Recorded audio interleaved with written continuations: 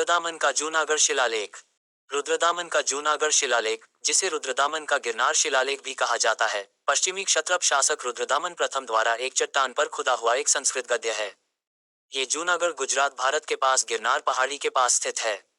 ये शिलालेख 185 पू के तुरंत बाद का है।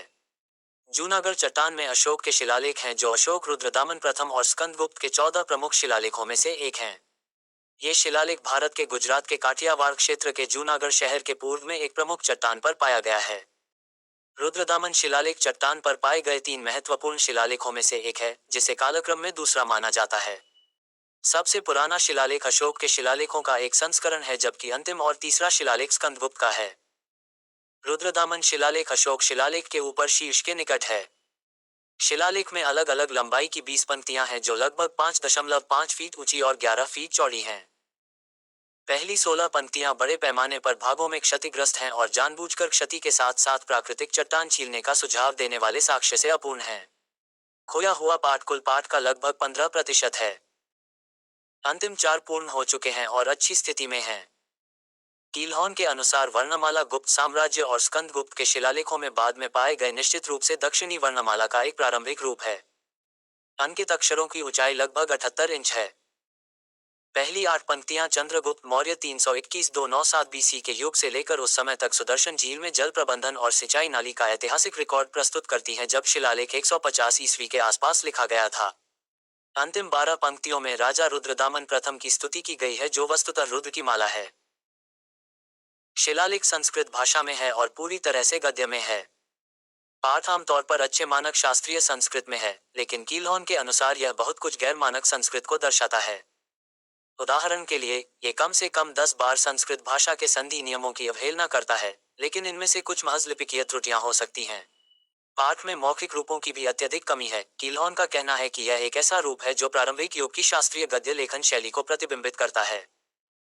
सोलोमन के अनुसार कीलहॉर्न और रेनेस की टिप्पणियों के अनुसार जूनागढ़ शिलालेख की भाषा शब्द के सख्त अर्थों में शुद्ध शास्त्रीय संस्कृत नहीं है और इसकी वर्तनी भी दोहरे व्यंजन और एल रेट्रोफ्लेक्स के अनुस्वार विसर्ग संकेतन के बारे में असंगत है। ये और अन्य त्रुटियां सोलोमन के कम औपचारिक महाकाव्य स्थानीय शैली और स्थानीय बोली विशेषताओं के प्रभाव को प्रतिबिंबित कर सकती हैं। फिर भी पाणिनियन शास्त्रीय संस्कृत की कुछ व्याकरणिक बारीकियों की उपेक्षा करने के अलावा शिलालेख शास्त्रीय संस्कृत मानदंडों के करीब पहुंचता है। जेम्स प्रिंसेप, जो ब्राह्मी लिपि के साथ अपने काम के लिए जाने जाते हैं, ने पहली बार अप्रैल 1838 में इस शिलालेख का संपादन और अनुवाद किया था।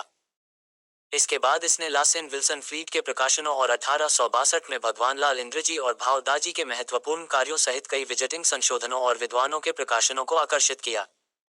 भावदाजी द्वारा प्रकाशित संस्करण और व्याख्या की समीक्षा की गई और बर्गस द्वारा कोलोटाइप एस्टाम्पेज के साथ अगेलिंग द्वारा इसे और संशोधित किया गया। कीलहॉर्न का अनुवाद एपिग्राफिया इंडिका खंड 8 में प्रकाशित हुआ था और नीचे दिया गया अनुवाद इसी पर आधारित है। शिलालेख के निर्माण से लगभग 500 साल पहले प्राचीन भारत में सार्वजनिक कार्यों के ऐतिहासिक रिकॉर्ड के रूप में ये शिलालेख महत्वपूर्ण है। इसमें मौर्य साम्राज्य के संस्थापक चंद्रगुप्त मौर्य के शासनकाल के दौरान वैश्य पुष्यगुप्त द्वारा पास में सुदर्शन नामक जलाशय के निर्माण का उल्लेख है। बाद में अशोक के शासनकाल के दौरान तुषास्फा नामक एक यवन राजा द्वारा नाली निर्माण का उल्लेख मिलता है। कैम्ब्रिज विश्वविद्यालय में दक्षिण एशियाई पुरातत्व के प्रोफेसर दिलीप चक्रवर्ती के अनुसार यह शिलालेख प्राचीन भारत में ऐतिहासिक रिकॉर्ड रखने की परंपरा का प्रमाण है, क्योंकि अन्यथा रुद्रदामन को 4वीं शताब्दी ईसा पूर्व या उसके बाद की परियोजना में शामिल लोगों के नाम नहीं पता होते। 185 पू में रुद्रदामन द्वारा अपने संस्कृत शिलालेख को बढ़ावा देने से पहले निम्नलिखित शताब्दियों में जलाशय पर काम किया गया था। अनुवाद लाइन एल।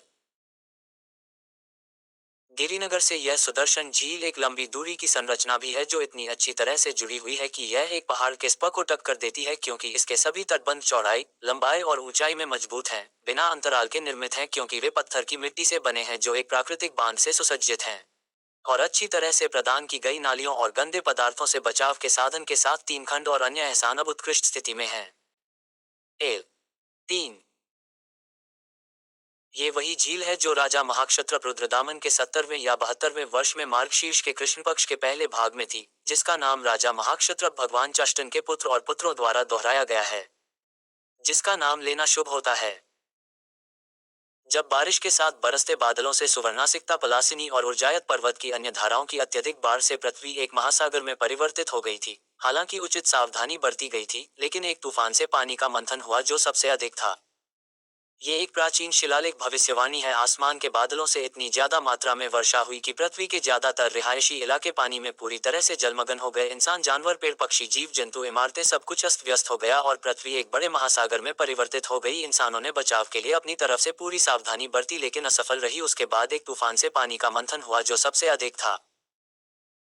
पूरी दुनिया के संसार काल के अंत का कारण देवताओं और इंसानों के प्रचंड क्रोध ने पहाड़ियों की चोटियों, पेड़ों, किनारों, बुर्जों, ऊपरी मंजिलों के द्वारों और ऊंचे आश्रय स्थलों को टुकड़ों में तोड़ दिया। पत्थरों के साथ टुकड़े टुकड़े कर दिए। पेड़, झाड़ियां और रेंगने वाले पौधे इधर उधर बिखर गए और फिर बरमूडा त्रिकोण ट्रायंगल के उत्पन्न होने से पृथ्वी के नदी का तल खुल गया और महासागर का सारा जल अपने अंदर समा लिया। ये एक प्राचीन शिलालेख भविष्यवाणी है। पृथ्वी के महासागर के अंदर मौजूद किसी बड़ी संरचना जो चीजों को अपने अंदर खींचती हो, उसके कारण एक दरार से सारा पानी निकल गया, जिससे झील लगभग रेतीले रेगिस्तान की तरह दिखने में बेहद बदसूरत हो गई। उस गड्ढे की दरार पृथ्वी के महासागरों का सारा पानी गड्ढे ने अपने अंदर खींच लिया, जिसके फलस्वरूप झील, नदियां रेतीले रेगिस्तान में बदल गई और दिखने बंजर बेहद बदसूरत हो गई।